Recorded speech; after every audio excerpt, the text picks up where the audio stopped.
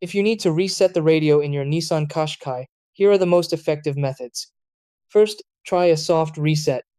Press and hold the radio's power button for about 10 to 15 seconds until the screen turns off and restarts. This clears minor glitches like freezing, lag, or temporary audio loss. If that doesn't fix it, perform a full vehicle power cycle. Turn the car completely off, open the driver's door, and wait 20 to 30 seconds. This forces the infotainment system to shut down fully. Then close the door and restart the vehicle so the system boots fresh. For Bluetooth or audio problems, clear paired devices. Go into Settings, then Bluetooth, remove your phone from the paired list, and reconnect it. Corrupted pairings often cause distorted audio or connection drops.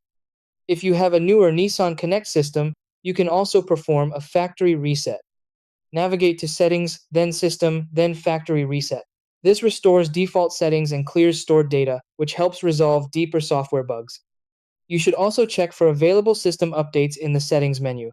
Updating the software can fix random restarts, touchscreen issues, or audio glitches.